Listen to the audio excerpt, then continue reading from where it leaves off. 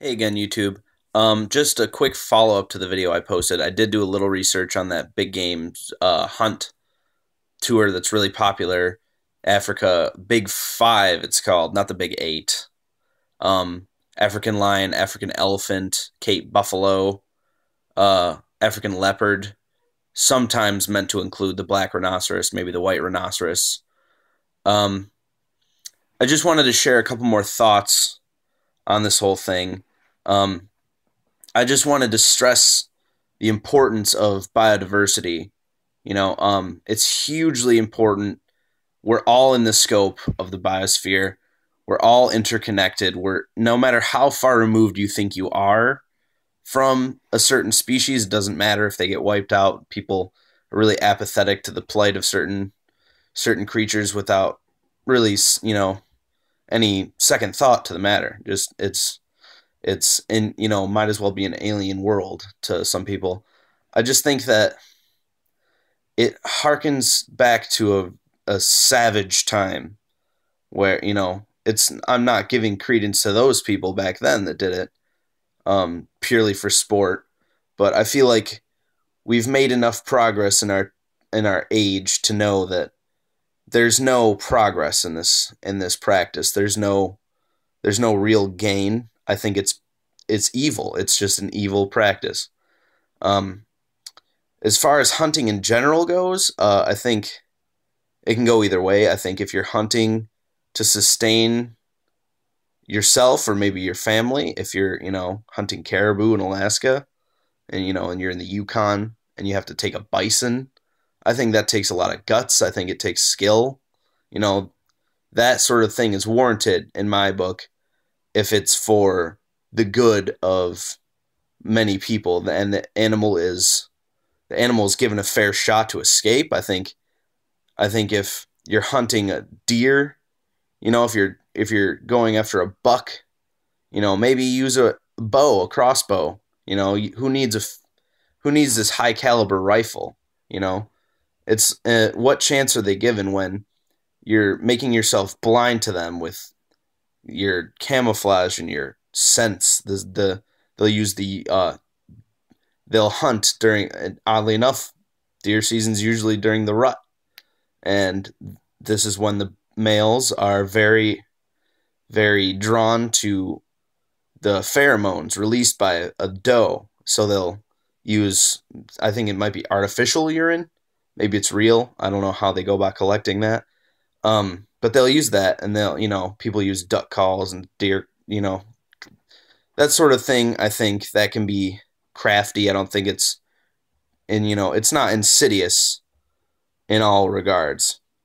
But I think trophy hunting is appalling. I think it's reprehensible. There's no excuse for it in our day and age. Especially when you're going after species that are already threatened and endangered. I know I mentioned this in the last video. It just made me think of trophy hunting.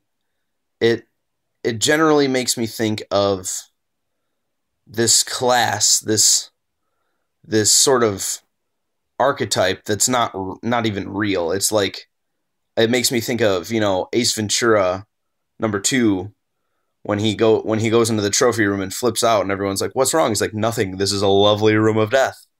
And it just makes me, it's almost like people don't take it seriously enough because of the lens where, the cultural lens we see it through. It's almost like we see privilege as a means of doing whatever the fuck you want. It doesn't matter, what the repercussions are to of your actions. I think if you're not already so morally corrupt that you can look at your actions and say, maybe I don't need to spend however much money it takes to bring my family all the way to Africa to show everybody how not strong and not courageous that I am by using this high caliber rifle from my tour guided caravan, not even leaving your vehicle, I'm sure, to take down us. Probably, it just makes me think that they haven't got anything better to do, and they haven't got any real hobbies. This is the practice of sadists and savages. I think that we're better than that as a race, as a species. I think that we need to acknowledge the fact that we too are animals. Not only that, but we are hugely, hugely similar in more ways than we'll ever, acknowledge in the case of most people who aren't geneticists and biologists.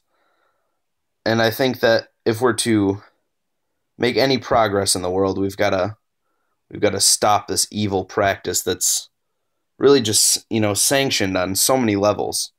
I don't know how my reaction will be if U.S. Fish and Wildlife Services grants those hunters the right to take the remains of those animals and display them down in Dallas.